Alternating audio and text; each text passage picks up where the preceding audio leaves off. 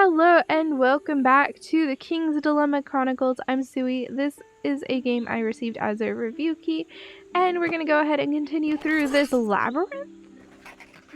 The last sentence we remember from the Book of Choices threateningly echoes in our minds. There are two exits from this labyrinth. When you choose your path, remember, madness breeds contradictions, yet sane minds look for consistency. Choose a door. Okay. A?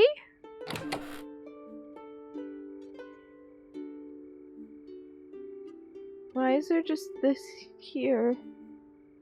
B. A. C.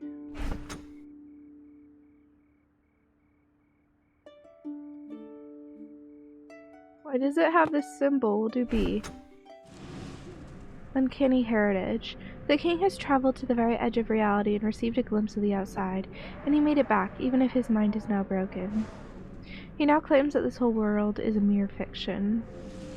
This extraordinary belief is regarded as madness by the few who know of it, and as heresy by the cult, but sometimes it allows the king to consider matters from an original perspective. This phenomenal cunning must be guarded as a royal secret. The king decrees that the Book of Choices must always be kept in his chambers, and will be mandatory reading for all of his heirs, so that they will have the same intuitions about the truth.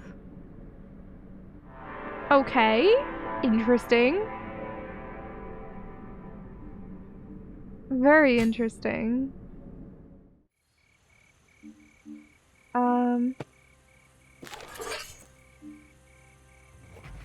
The king interrupts the council meeting. You think you can control the world because you make all the decisions. I don't care anymore. But it is the world who designs the choices you make, and mercilessly gives you the outcomes. You could rebel, but you'll have to bend the rules. Do we dare to rebel against the king? No. No, you don't want to. No. Don't even dare trying. There's harmony in obedience.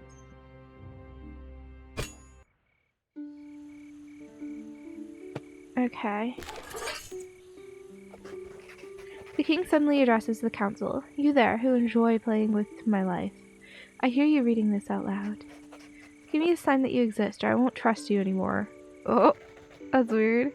Do you give the king a sign of our existence? We're just breaking the fourth wall now. Oh, man. Okay. The king erupts. I knew it. Please have mercy on my life. I'm dead whenever you are not thinking about me. Somehow, the unconventional perspective on the world of the royal bloodline brings them phenomenal intuitions, yet the people must never know their folly. I need to bring that knowledge down, back to earth. The king interrupts the council. I have invaluable information about an impending menace that is threatening our kingdom. You must listen to me. Do we listen to king? Yeah.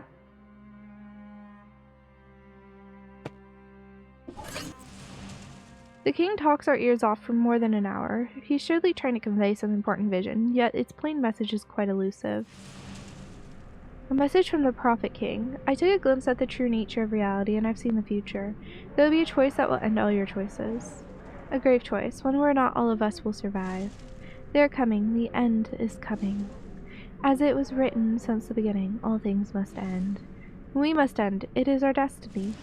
The defining moment of our existence, the event that will give meaning to the whole history of our kingdom. Will we be a forgotten flicker, or will we stand the test of time? How will we be remembered, and who will even remember us? The final choice will be yours. That's terrifying.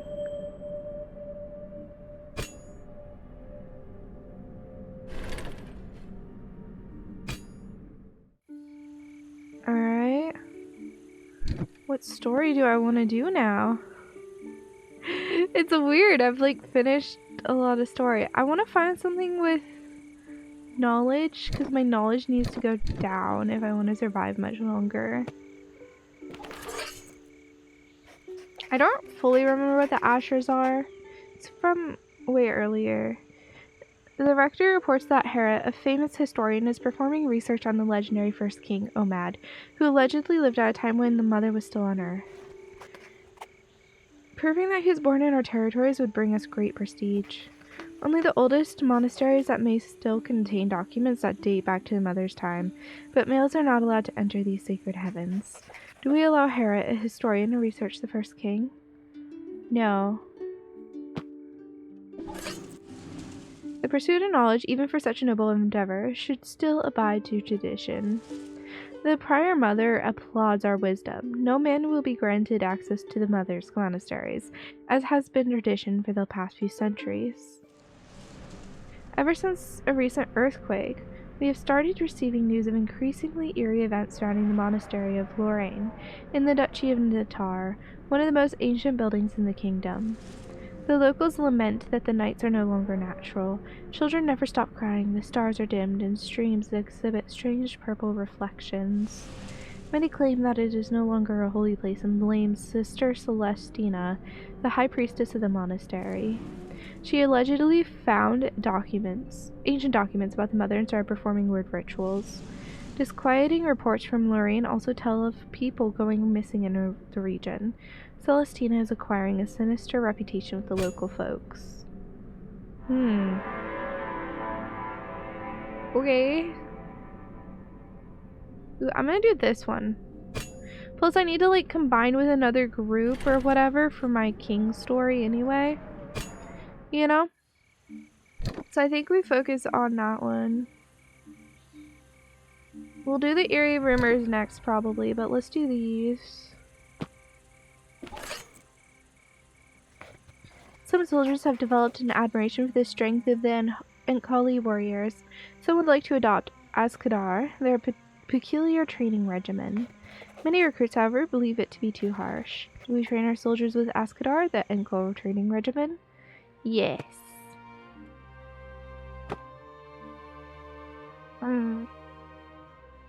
I could vote nay, but that would kill this king. But it would be better for us getting our goal here. I think it'd be better for us reaching our personal goal. Then Kali believe it is everyone's moral duty to strive for self-perfection. Askadar is a sophisticated philosophy rather than a simple martial training method. To the dismay of recruits, it involves hand-to-hand combat while naked in the snow and running and climbing in full equipment. Jeez. Adapting to such a harsh routine will take time. Yeah.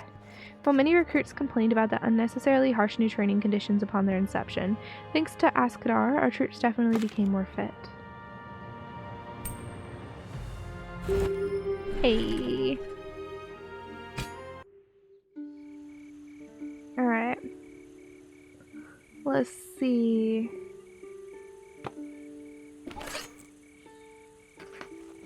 Gutlab, a disgraced and exiled Ankali clan member, approaches our diplomats. He's plotting to overthrow the current king of Akali Kaisar, and he's asking for our help. The army wants to support him. The new leader would be our ally. Our diplomats, however, believe we should reveal this plot to Kaisar to prove our honor. Do we help the exiled king? Ooh. I say no. Because that means money up. Yeah. Our diplomats denounce the plot to the king of Ankali, and Gutlab's rebellion is suffocated before it can even start. Kaisar praises our truthfulness and honorability. As a result, our diplomatic relations with Ankal greatly improve. Commercial trade and cultural exchanges flourish. Our recent actions prove to the Ankali that we are honorable. After centuries of mutual indifference, we have a fruitful yet fragile cultural and business relationship. Red iron becomes abundant in our kingdom, including weapons for our army. The only persistent source of friction is religious. Since our ancestors fought against a sun empress who declared herself divine, the Ankali abhor the concept of religion. This causes occasional incidents with the most devout of our people. Because of this, the announcement of a planned marriage between Edgarn, brother of the Duke of Coden, and Lara, daughter of the warrior king of the Ankali, causes a sensation. That's cool.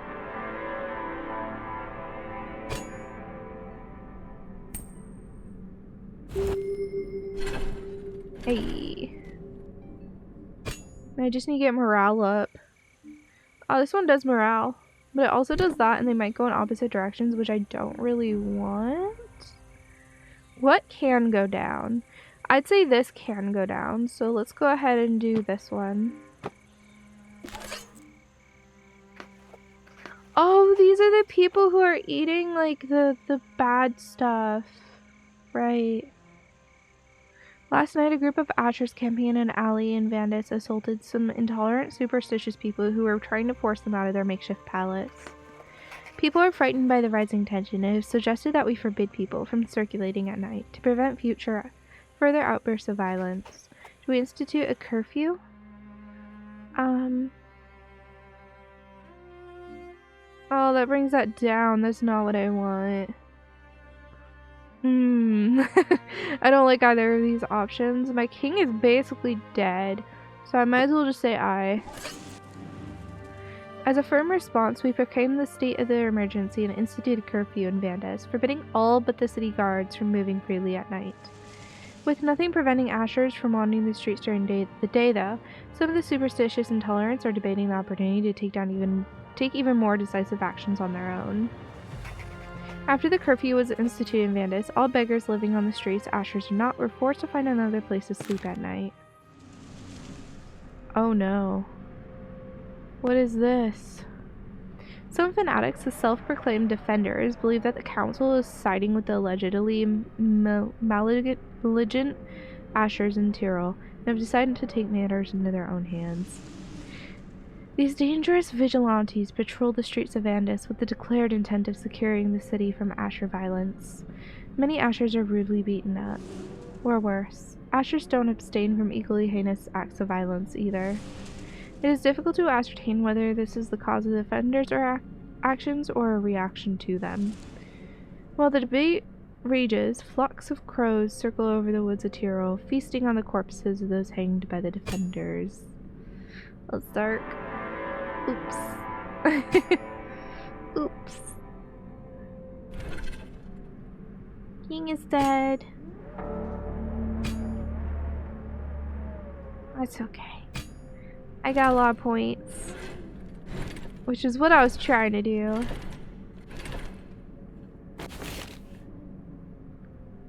There we go. What's the other one? The one about, like, the different color ones and stuff.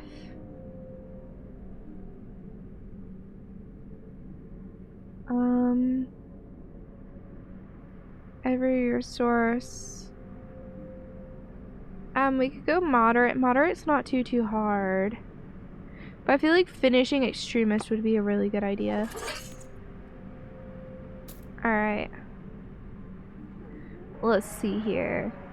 So we can do anything we want. It might be better to try and go for, like, the more expensive ones. But there's some, like, really cool ones here too, so I don't know what I want to do. The red cacti could be really good. You know, let's just use all of our points and do this one, the royal treasure room. There we go. Oh, we can do this. Embroider officer names on their uniforms. Alright. Okay, we have more on the council. That's okay. These guys are not on the council. Which is just such a dumb mistake of me. Neither of them are. It's okay. We're just gonna continue. It's fine. Okay. So, we're gonna keep going on this because I have my goal here. Where is it? Unite with another kingdom. So, like, it feels like we're pretty dang close. So I'm gonna keep going here. The Scarrams, a nomadic people from the unclaimed lands near the northern mountains, drink a beverage made with goat milk fermented with a secret herb. Our soldiers are eagerly purchasing it, and the guild mistress would like to import it, thinking it could be a successful product. However, it is strongly alcoholic, and some question its wholesomeness. Do we import the milk-based Scarram beverage? Yeah, let's say nay because, like, nobody wants to.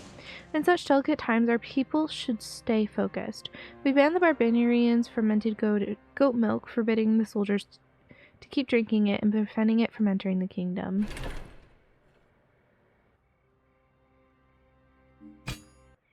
Alright.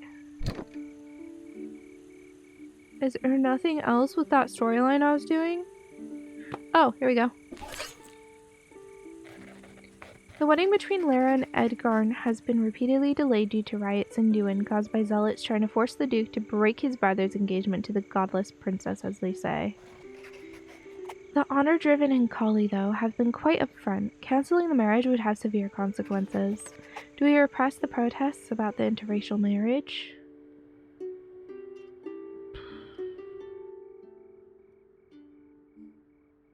I think we do. Let's just do it. With the help of the Inkali, who are more than willing to teach faith-blind fanatics a lesson, our soldiers escort the protesters to the dungeons, where they'll be able to count their bruises. One for each day the wedding was delayed. The marriage between Edgarn and Lara will now proceed unimpeded. With the religious contrast put to rest once and for all by royal decree, the marriage of Edgarn and Lara can finally take place. Over time, where members of our respective nobility start weaving family partnerships by arranging marriages between their offspring. The Inkali become so entangled in our diplomatic web that they become an integral part of our kingdom in all but name. They respect our opinions and heed our counsel, but keep their convictions regarding religion, and we both learn to respect each other's opinions on the matter without conflict. Both kingdoms will negotiate and fight together as equals against any threat. Woo woo! Boom!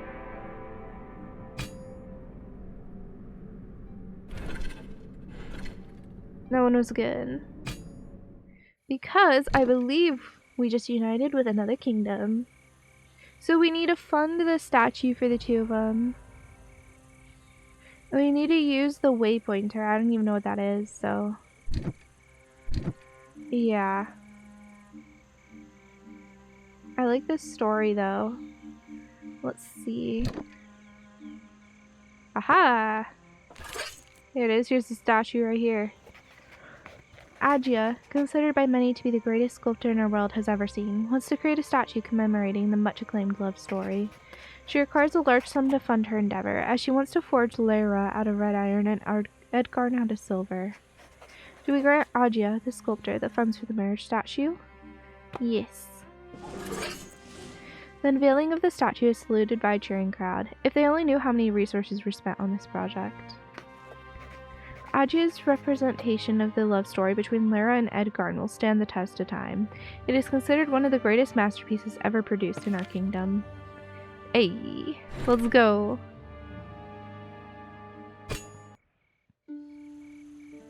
Alright, so that actually brought that one. So we need the waypointer for Pacific geographic stuff. So if I can do like stuff about moving, that would be cool.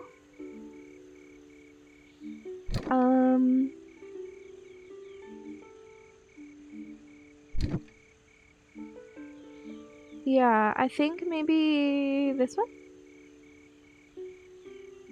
Or we could go with these eerie rumors ones, because those are really interesting. But I kind of want to finish the story we're on. Yeah, let's finish our current story. With her surprising fighting skills, Lara fascinates the people of Dune. Many people believe she embodies the spirit of Tilde, the saint daughter of the courage in war. A memoir called Confessions of the Soldier Princess has been spreading, inspiring our nobility to take a more active role in society as Inkali nobles do. It is, however, a proven forgery. Do we denounce a fake memoir of the saint daughter? It really doesn't matter. We don't have to pay for this one. So, yeah, let's do it. Plus, it's like, I like it. Despite its beneficial effects, the memoir is fake and must be denounced as such. The book immediately becomes unpopular and scorned, as it mystifies Lara's true history. The decision to ban the fake memoir attributed to Lara reinforced our belief in truth and science, dissuading the fabrication of further forgeries. Let's go. I like that. There you go. Alrighty, and I will leave this here. Thank you guys so much for watching. Yeah, tell me what you think of my decisions. I managed to be successful in some of my stuff, so that feels good. I don't know about that last one. I might have missed it previously already. But thank you guys so much for watching. If you enjoyed, make sure you like this video, subscribe to me here on YouTube, and go follow me over on Twitch. I stream there 4 days a week. Thank you for watching. I've said that like 20 times. And I'll see you in the next episode.